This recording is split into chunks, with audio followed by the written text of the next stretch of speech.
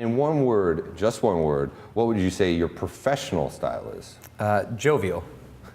I'm here in the meatpacking district of Manhattan with Josh Miller, who's one of the co-founders of Branch, which is a new social media tool. And I'm not going to be able to explain this properly because I don't understand it. So why don't you tell me? Yeah, thanks for having me.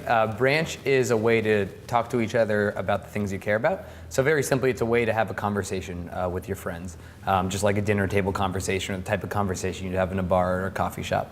So when you were showing me it earlier, it really is much more intimate. So if I started a branch about the Forbes 30 under 30, I would start it, and I might invite the 15 people that we called out in the various categories, and then we would have a conversation among ourselves, and that would be public. People could view it, but they would not be allowed to comment. And then I could take that and embed that on my personal site. Is that essentially the idea? Yeah, essentially, my co-founders and I, Jim, Ray, and Hirsch, realized that a lot of our friends were really opinionated about the things we cared about, whether it was sports or music or movies, and we wanted to talk about those things. But some of the ways you express your ideas online, blogging or tweeting, it was like a weird format. It wasn't really approachable, and we thought, well, how did we share opinion in the real world? And it was around a dinner table or in a coffee shop, having a conversation with a couple people that we trust. So we've tried to replicate that online, but then added this element where you're talking to your friends, but anyone that might be interested can go and read that conversation. So as you said, you can tweet that out, you can share that conversation on Facebook, you can put it on your website if you're a publication.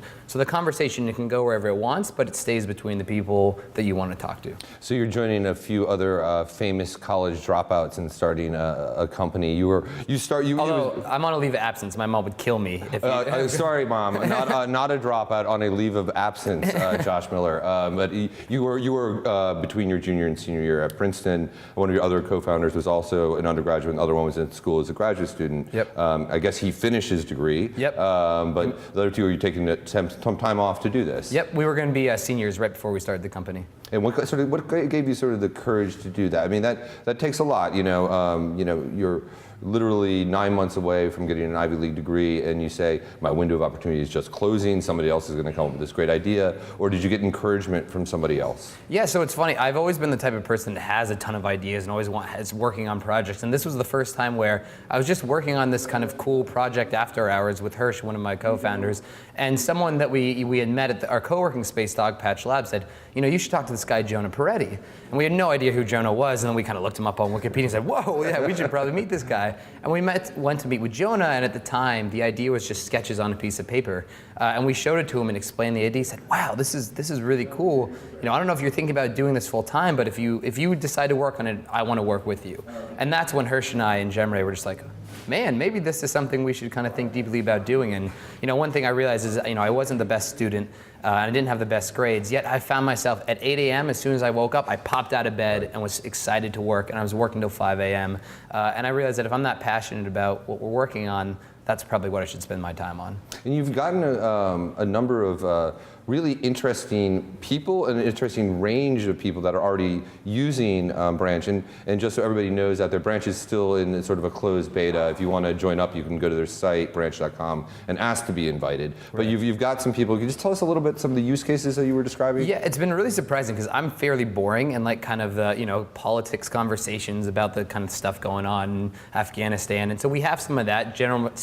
Former General Stanley McChrystal was in a Branch the other day that was on Fast Company. The New York Times. Hopefully not criticizing Obama. No, he was on point. And New York Times used Branch to talk about the election. But on the other end of the spectrum, we have people talking about their favorite reality TV shows, and we have Dutch librarians talking about their trade and what's going on in their industry, and we have people swapping videos and travel tips, and it's been really cool to see kind of the breadth of the things that people want to talk about.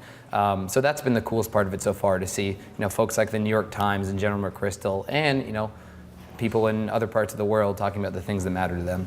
You have some pretty impressive backers to the site, both sort of financial and supporters. You want to talk a little bit, Obvious Corp, the Twitter guys, and what their involvement is and how that's helped you move along? Sure, yeah, so like I said, Jonah Peretti was kind of the first person that came on board to help us out. And then in December of 2011, we got introduced to Evan Williams, Jason Goldman, and Biz Stone at the Obvious Corporation, who previously started Twitter and Blogger. And we actually moved that out to San Francisco to work closely with them on the project. And Jason Goldman actually moved back to work with us here. And they've just been an amazing resource, not only financially, but just advice about kind of strategy and what to build and how you can encourage people to share their ideas online. Because, I mean, blogging and tweeting have completely changed the way we express ourselves.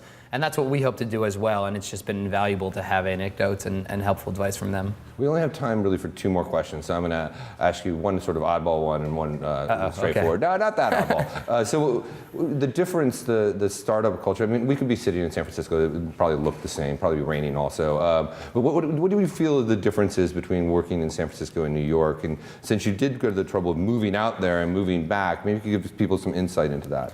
Well, so that'd be a really long answer. But one anecdote I'll give is 2 doors down on either side, they're investment bankers with 8 monitors doing financial trading, and there's a fashion studio.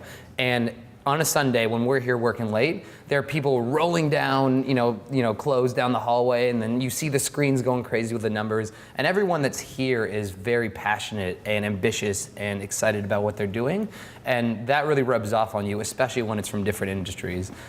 So I think the pace of the city and kind of, again, the breadth of the people and the things they care about. When we're talking about Branch, we don't want you just to talk about tech and startup culture. Yeah, so San Francisco can feel a bit like a middle town in that way. Everybody's sort of and that's what makes it amazing, and that's what makes it a perfect place for a lot of tech companies. But for us, where we want to be a tool that lets people talk about the things that matter to them, it made sense to be in one of the greatest cities of the world, where there's so much going on and so many different industries and types of people. Like, I mean, I know it's cliche, but hopping on the subway and hearing multiple languages, and I don't know, it's a cool place amazing. to be. So just in 3 words, if you were going to give some advice to somebody who's sitting in their dorm room and has an idea, a project, and they're thinking about it, what would those sort of 3 words be?